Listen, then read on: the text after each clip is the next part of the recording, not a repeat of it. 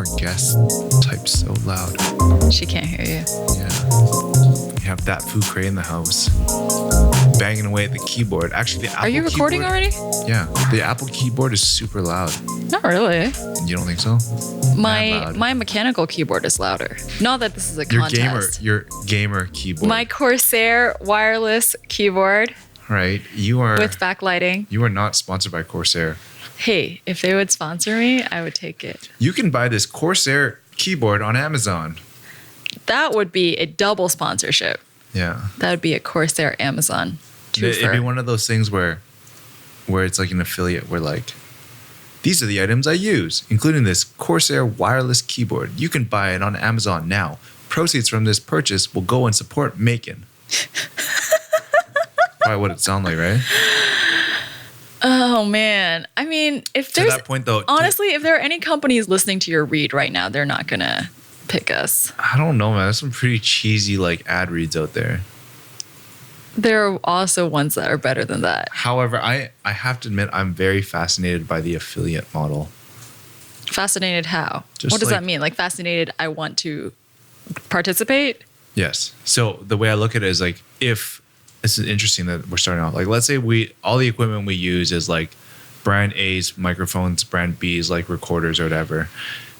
You can all of a sudden speak about this product in an objective way.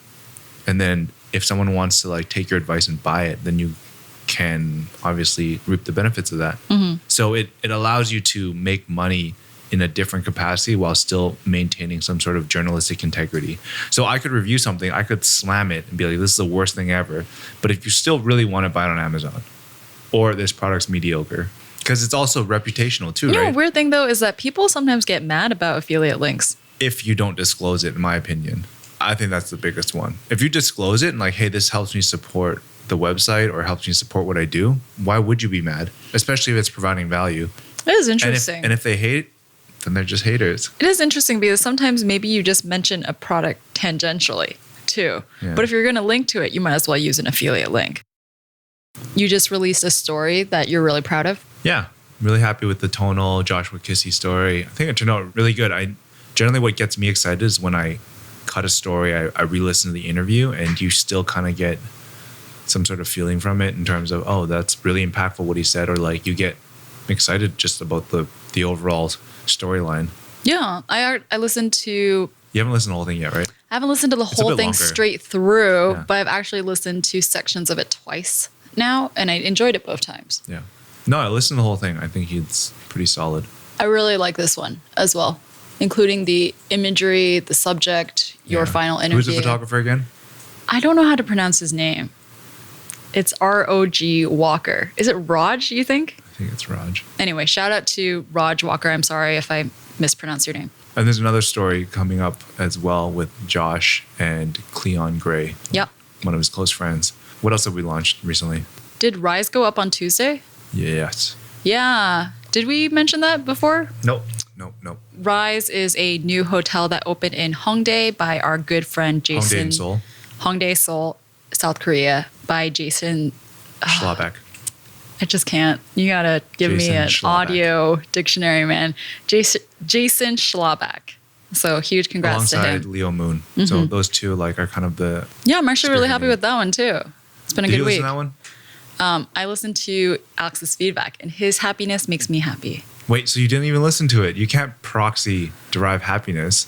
Why can't I? He so rarely is like just enthusiastic. I do kind of get excited when you have the ability to capture really strong audio quotes because it's just so much more like humanistic. Don't roll your eyes. It wouldn't be making it up if you didn't work that word into it. All right. What else do we have going on? Yeah, what else do you have on the laundry list? I do have some other stuff I wanted to talk about. You mean this wasn't important? This was important, but we're moving on. Next item of business. Yes. Did you see any updates about the WWDC conference? I did, but I didn't look that closely. Mostly uninteresting, but I think this is related to digital health. Yes, exactly. I saw enough then. Personally, that was the most interesting thing from the conference, according to me, is that Apple released a couple of new features, including a better do not disturb and screen time, was showing you same as what Google released, showing you how much time you're spending on apps and allowing you the options to like lock yourself out, like giving yourself limits. This is related because we talked about guessing how much time we spend on Instagram, but then even before screen time came out, we figured it out by using the battery. I have to admit, I've been using it a lot less. I moved it away from the home screen. It's on the third page now. And that stops you? Well, it's not in front of me. I don't see the notifications. Oh, that's crazy. But I don't turn on any of my push. Or for social media, I don't even turn on the badge, like the little red circle. And also how I find all of my apps is, this is turning into a systems management podcast right now. How I find all of my apps is from pulling down and doing a search because they're all hidden in folders. Now we're going down this rabbit hole because I recently reorganized my home screen, right? It's still by color. It starts by most colorful and then it goes down to most sparse. And there's only one folder. I gave you a little bit of hate for this organizational system. Color is the least productive way to organize a thing. I don't know. It looks cool. I hate to admit it. That's such an Alex thing to say. You know you're spending so much time with him. Look at you. I feel like I need to be a little bit more respectful of aesthetics. Okay. You know what's on the third page, the last page, alongside my Instagram app? A folder of games. SimCity. I don't play it anymore, to be honest. Really? It's not fun anymore. Why? Weren't you like heavy into it? I got bored. Oh, okay. I still have more things to talk about. Why do I have so many follow-up items? Do you have anything? No, I leave it to you because I know that you have like 50 things prepared. Last item that I wanted to talk about, because we didn't pick it for one of the fully fledged subjects, is Alexander Wang did the thing I think is most interesting about this. So we shared this in the briefing. Alexander Wang had a show recently in New York celebrating immigrant Americana. That's what he called it. That's the theme that he gave it. And what I found interesting is that it's out of season. And it was like this whole big production, like Fashion Week level production, celebrities, the whole 9 yards. And it's just like this. I think it is indicative of moving forward in fashion, leaving behind. What you want to do. Yeah. And when you want to do it. Because it's not, you don't need to rely on those old models of production and distribution anymore. I think you do to a certain capacity, but the stronger your direct-to-consumer business becomes, the easier it is to do things like this. Not to say I know exactly how his business looks, but... Right. Well, I mean, Alexander Wang is obviously a very recognized name as well. So he's reached a point in time where he can do what he wants. I think, of what you would say the more traditional business lexicon versus... I don't know if lexicon is the right word. Sometimes I try to be overly smart. Framework. It's very honest. Yeah, well, sometimes it just comes to me and I'm like, hey, that's the word to use, but it's not. Actually, can you just Google lexicon? I'm second guessing myself. I think it means vocabulary. It has to, it's more to do with vocabulary. Yeah, the vocabulary of a person, language, or branch of knowledge. There's no other secondary like framework. A dictionary, especially of Greek, Hebrew, Syriac, or Arabic. So it's like a framework of words. I'm still No, wrong. it's not a framework. Dictionary is not a framework of words. Lexicon. No, a lexicon. It's like a collection. It's not the framework. Well, he's part of the old school fashion designer collection used in a metaphorical sense. No, I don't even want to own that. Let's move on. We're moving on. What's your subject for the day? Subject of the day is, this month is obviously LGBTQIA month. What's IA stand for? I know I stands for, I do know what A stands for. Intersex and asexual. Okay. I believe that's right. But I think the useful thing to just say is LGBTQ plus. You can say IA plus. But then you kind of, you reduce the general? IA people. I'd rather just get it right, even if it's long. But what if there are people that fall outside of LGBTQIA? I feel they've done a good job of continually adding people to it. I don't know if that's ignorant, but... No, this is true. I recently listened to a podcast about the history of this. Then Q, it was originally then I, just... then A. I think it was first just G, right? Yeah. And then L... Anyway, not the point. Continue. But I think so it's LGBTQIA month. Yes. Also known as Pride Month. Pride Month is something that's kind of gone through this sort of, I don't know how to describe it. It's like almost gone through this Hallmark type experience where, if you're not familiar, Hallmark is this sort of a greeting card brand out of the United States, and they've done a really good job of just turning any event into some sort of consumeristic affair. So in the case of this month being, Pride Month, a lot of corporations and brands have released selective collections that pay homage or celebrate Pride, right? Yeah, And you're correct. whether it's Levi's, Nike, Doritos, go through the whole gamut of like American corporate brands, and there's probably some sort of involvement there. Yeah. And Right. some companies have made some pretty big gaffes in the past, like Skittles. Do you remember that? Skittles released a all white Skittles Yeah. to celebrate Pride Month in a very kind of weird backwards way of looking at it. But anyway, so Nike, what does Nike do? So Nike BETRUE basically caught a bunch of flack for using a controversial pink triangle on its new collection for Pride Month. For the last 6 years or so, since 2012, Nike and other, as I mentioned, big corporates have released these collections, right, to help support the community. They often take a pretty familiar approach. It's generally focused around certain color palettes and also the use of rainbows, which is a pretty iconic element within the community. This year, they took a pretty bold stance and used an inverted pink triangle as part of their sort of graphic design and art direction. For those unfamiliar, pink triangle seems pretty innocuous. It's, just a pink triangle, right? What's interesting is that it's been a pretty impactful sort of visual element throughout history. So during the Holocaust, it was used as a mark to identify and persecute gay prisoners By the Nazis. by the Nazis. By the 1970s, it was reclaimed by pro-gay activists and later adopted by the AIDS Coalition to Unleash Power, which goes by ACT UP. Yeah. So one of their most memorable campaigns in the 1980s was Silence Equals Death. So after it was all said and done, this collection was released. And there was actually quite a bit of sort of uproar around just Nike's involvement. ACT UP kind of noticed, hey, you're kind of paying homage to our usage of this inverted triangle, but it's kind of ironic because you're not really supporting our cause, right? So they called them out on Twitter. Nike responded and like, hey, let's talk. But I think what's also interesting is that there is this sort of tension that exists between sort of the LGBTQIA community and just corporate America and corporate businesses, because they often feel as though they're just used as a vehicle to sell stuff. And there's this really interesting Instagram post I came across from Babyfat.jpg. Yes, babyfat.jpg. Went on this pretty long Instagram post and basically called out a bunch of brands and said that it's interesting how corporate America is sort of rushing in to make money off of them. Yeah. Right. And making very nominal donations Yes. to LGBTQIA companies or organizations. Yeah. So I actually want to read this passage because I think it's quite impactful. Okay. It's kind of long, and this is halfway through. But let's get one thing clear. Corporate pride collections are nothing to be proud of. Pride collections stand to make millions of dollars that will be used as profit for the companies. They appropriate our culture, our history, and our struggle to profit off of us. They take the violence we face and they glamorize it for profit. They take the work and livelihood of queer artists and use it without consent or payment to profit. In the case of Nike, they have effectively taken a symbol that was originally used as a marking to kill queer and Jewish folks during the Holocaust, only to be reclaimed by queers during the AIDS crisis to personally profit.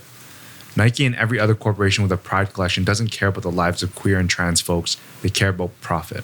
Let's not forget that many of these companies still use slave labor to use their products, and that's nothing to be proud of. We're in an era where fake activism and wokeness is trendy, but let's not be fooled by this new stream of marketing. Consumerism is not liberation. Capitalism is not liberation. Let us remember that the first Pride started with a riot and was started by Marsha P. Johnson, and that every Pride after shall be a riot. Okay, so let me try and play the other side of this. Is there a way that Nike could do this properly? And is there already a existing positive outcome from the BETRUE collection that this one mistake doesn't negate? I would say that in general, when big corporations come to the table, they're always going to be under a lot of scrutiny. And especially big corporations at a level like Nike exist to be profitable for shareholders, Yep. right? What I do think that you need to be cognizant of is that as a vehicle, and you can't really hate on Nike for creating a great brand that has a lot of touch points with consumers, right? What a BETRUE brand does, in my eyes, is like all of a sudden you're using it as an opportunity to talk about things that otherwise would be very difficult for them to talk about, because it's almost, I don't want to say it's irrelevant, because it's very relevant. It's just that you've found like a more authentic way to introduce the subject. Now, if Nike was to talk about this in the middle of October just on a whim, what does that mean, right? Does that look like authenticity? What does that mean? Like, wouldn't that be more authentic because they're not just jumping on a month where they're expected to do something? I don't know. Maybe you're right. Actually, when I said that, I was trying to wonder if that made sense or not. But I think what I'm trying to get at is that there's so many people that interact with Nike of all different walks of life that just by virtue of you creating this collection, at least people are aware of it. I think there's a lot of things they could have done better, right? I think it is kind of weird to acknowledge the work of one of these sort of like pioneers in the space, but not really directly support them. I guess what I'm trying to say is like, I don't want to just slam Nike for this one pink triangle incident, because I do think about, is there a side of this story that we haven't seen where Nike doing BETRUE collections, this is not the first one either, right? They've been doing this since 2012, is important for LGBTQIA individuals, where they feel more seen and recognized because there are Nike sneakers that pay homage to them. Yeah. I just wonder if that's possibly a facet of this. The way I look at it is that there is, at the very least, a sense of awareness and time spent doing this whole initiative. Things could always be better. I mean, in the eyes of, I'm sure, the whole LGBTQIA community, things would be like changed at the flip of a switch. Yeah. There's so much ingrained hatred and or miseducation that you're just going to have to take it step by step. You know, there's a lot of things that need to change, but it's so ingrained that it's difficult to make it happen overnight. Yeah, I don't want to tell Baby Fat JPEG how she feels about it, right? Or how they feel about it. Sorry, I think that's valid. I think her view is valid. Are you sure it's a her? Yes, because I'm on her Instagram. Okay. Well, how do you know she's not? I don't know. That's the pronoun she chooses to use, so long as we're having this conversation. But I'm not discounting that view. I do want to see if there's a possibility there are people who feel positive the other way about this. But what I do think is missing from this particular BETRUE collection with the pink triangle is partnership with ACT UP. I think that is a huge oversight that Nike would choose to use a symbol that is so linked with an existing organization and not partner with them to do this and not clearly, you know, give them proceeds. You know what I always find interesting is that given the current challenges faced by ACT UP and all these other people in the space, right? It's interesting because if you don't operate with them by your side, how do you even really know what problems to solve? Yeah, it's true. And then it just becomes like, oh, we're making a design solution. Like, this looks cool. You know, pink and lavender looks cool. That's what it turns into. I think there is an example of Nike making statements for equality in good ways. You know, like, I don't think they have, I mean, their track record is messy. We have talked about them on this podcast in relation to different things and how they could do it better. But the article you referenced from the Glow Up includes this campaign they did with an activist whose name's like, I'm going to pronounce wrong. I want to say it's Laomi Maldonado. We'll put this in the show notes. And she's this ballroom icon transgender activist, and the feature was on her as an individual. And I thought that's really well done. Like, it felt more real that we found someone who is important to this movement, who is, you know, cares about it in a pre-existing way, as opposed to a company just stepping in and pretending as if they do. You risk being tone deaf when you don't bring in the relevant people you're trying to speak to. I mean, that's like the most obvious thing ever. Also, one thing that the statement that you read out from that Instagram user hits on is consumers looking at the products companies make and then at the company themselves and then seeing a disconnect. Yeah. And not just Nike. Okay, yes, Nike in terms of also recently with their internal shuffle regarding, sexual harassment allegations. Correct. But, Target or whatever other companies do Pride products, are they inclusive of LGBTQIA people in their corporations? Mm-hmm.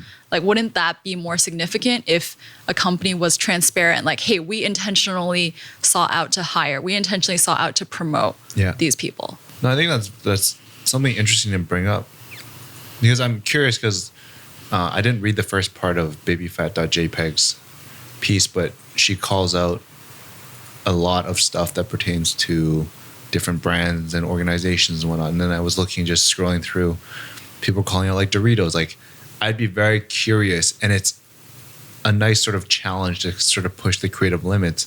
How does a brand like Doritos contribute meaningfully and authentically to this conversation? I don't know, because I'm not from that world, but just knowing that, hey, this is an ongoing conversation, and if they want to actually make a difference as a chip brand, how do you do it? It winds up being about your internal operations, not just campaigns, not just how do we sell chips in a way that is designed to appeal people interested in pride issues. Do you think there's a chance that someone that is approached to work with a Nike or work with the Doritos or Target has this sense of maybe they're being also used as a marketing piece? Or do you create a system or a relationship that ensures a proper outcome where everyone's happy? Because obviously in this current capacity, no one's really winning. Nike just got slammed. ACT UP doesn't wind up getting money out of this. Currently, yeah. And even if they do end up putting money down, it's like it's an afterthought. Like, it happened after the fact, after people spoke up. Yeah. I mean, I think as outsiders, we can't know what happens internally for collaborative projects. But let's say Nike next year does partner with ACT UP, then I would assume that it went well if ACT UP was like, we're super happy to announce that we did this XYZ thing. And I think it coming from an organization, coming from like a nonprofit, whatever the entity is more real than coming from Nike. Just a pure corporate. Coming from a pure corp, because of course they're going to say like, oh, we worked so happily. Like, for example, Nike works with Matthew Williams, right, on that Alix collection. It would mean more to hear from Matthew Williams that this is a project I'm proud of and happy to announce than from Nike, because whatever Nike says, is PR. Good point. And I think that is the role that you eventually find brands needing to kind of default to. If they want to have a meaningful conversation, they almost cannot speak about it themselves. Yeah. Which I think it's good. Don't get me wrong. I think it's good because it allows more opportunity for other people to use their platform. Actually, this goes perfectly into my subject.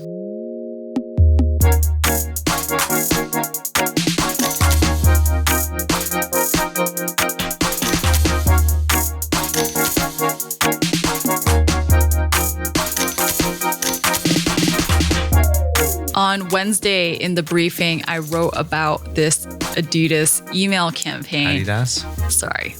Let me try again. Adidas. I just need to practice. Adidas. Just picture Adidas. I had to picture it as, what's his name? Adolf Andy. Dassler? Oh, yeah. Is that? Yeah, Adolf Dassler. It's not Adolf. It's Adolf Dassler. Adidas. I've heard German people call it Adidas. If it's Adolf Dassler, then it makes sense that it's Adidas. Yeah. Did I say that right? I don't know. Adidas. Should I keep this part in? Put it at the end. All right. We'll call Andy after this. Okay. So. Should we call him right now on air? No. Yeah, we should. We should just call. Where does he live? What day is today? Friday. No, like 2 p.m. No, numerically, what day is it? It's June 8th. Oh, he's still in Germany, which might be perfect. That's what I was asking. Is the time zone even right? What time is it in Germany right now? It's probably 8 a.m. I'll just try calling him. Okay. I feel like he won't pick up. This is so suspenseful. He's not going to pick up. He's sleeping. Do you know this for a fact? I don't know. It's 8 a.m. Maybe he's sleeping. He's going to call you back later, though, and be like, yo, what's up? Failed attempt at calling Andy. On Wednesday in the briefing, I wrote about this email campaign that Adidas released. We have extra information on this. So on Wednesday, I wrote that it was probably a Spain-specific campaign. And then Tom Kirkby from Breaks in London responded in the Slack and said he and his mates got the email as well. So we can at least know that it was sent to Spain and the UK, possibly all of Europe. So what the campaign is, and originally this was shared by the outline written by Philip Sherburne, a contributing editor at Pitchfork. The email was titled, the subject line was, "You're about to go viral." And it contained instructions, 6 steps on how to use your trainers to get likes on Instagram. Did you see it? I didn't see it. So Kirkby forwarded it in English to me because the one in the outline was in Spanish. And the 6 steps are: make sure you take a great photo. It's all in the timing. Hashtags, use a location tag, reach out to your tribe, tag accounts that might share your photo. And Sherburne writes about this. He has this quote that he says, "There's a point where supposedly cool brands are so desperate for attention that they behave in the least cool way possible. The thirst is real and it's funny to witness." And I do agree with this, right? Because yes, Adidas is right that you could get likes. But as any teenager knows, if you try too hard to be cool, you come off as not cool. Did you know that as a child? I question that, not because I don't disagree, but I think the threshold is different now. I can see the value in this. I think it speaks to a current generation. You can see the value in this campaign? I see it, but do I agree with it? No, there's a difference. I can see how someone out there that just bought a pair of Adidas shoes and they're like 17 and like, hey, I want to share these shoes. There's no way. You don't think so? No. Oh my God. I do not. Me? Okay, For no. sure there's value in this. I was agreeing. I was ready to agree with you up until you said 17-year-old. The person who is interested in this is like 36 and is on Instagram with like 6 photos. You think so? Yes.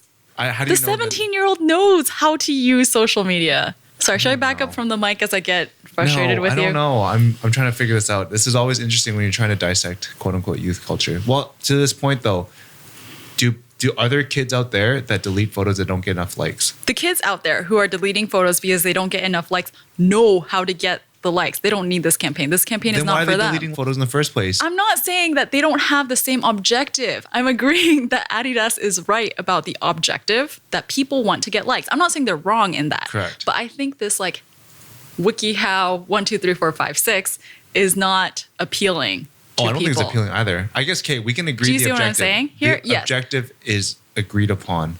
Yes. Delivery is something that we don't agree upon. Exactly. So the conclusion I draw is actually different from Sherburne's, because Sherburne, the conclusion he draws is he doesn't like a sneaker company is trying to be something else, is trying to be this personal brand consultancy.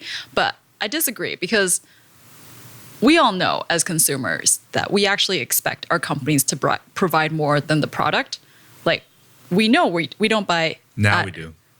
Now we know that we don't. The modern day company needs to buy Adidas to have functional footwear by itself. Like, that's not the sole purpose. We are there to buy into the cool and the attraction and to communicate to our peers that we are cool. But the tactic that Adidas has done is to lean so hard into it as to be unappealing. If I was to do this campaign differently, it leads back directly to where we came from. Get a photographer that actually takes a lot of sneaker photos and is like relevant, and then have them do the guide. Yeah. Get someone else to say it. That to me feels like it works. Definitely. Or to get people from outside footwear blogs that are not Adidas affiliated. That would be cool too, to work with a unboxing company or like basically just anyone else saying it besides Adidas. Also, just I think the positioning of the content itself. The content itself is done in a way where it's just like, as you mentioned, WikiHow.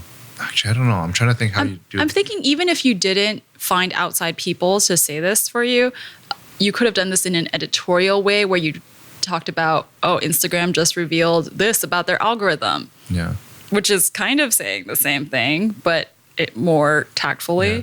Honestly, this is interesting to me because I've always sort of recognized an outsider's perspective in terms of relevancy, and especially in a brand setting. But now this is like it really kind of hits home on the basis of two things that have come up. And when I say come up, I mean just like these in the last week, these two things that have come up and like have kind of shown the impact and the requirements of an outside voice to create authenticity. Because I think that in some ways, I don't feel as though Adidas talking about better sneaker photography is inherently off-brand. No, I don't think so. I don't think so I don't either. even think them talking about posting on Instagram is off-brand. But it's the way they've done it is also just poor timing. Like this material feels outdated even. Yeah.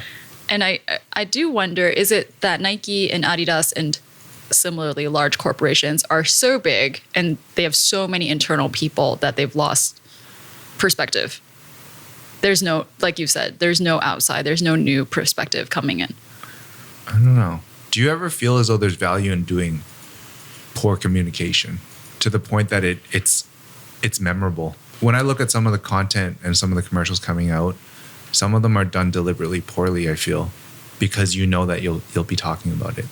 I don't think, but I wouldn't describe that as done poorly.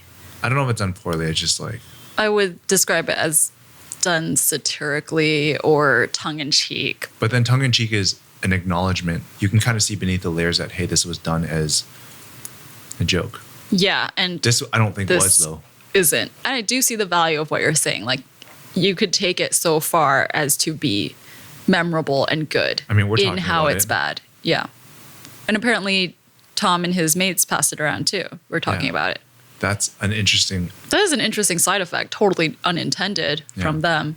It's also interesting because the fact that it's more regional, like I subscribe to some Adidas emails, but I never got that.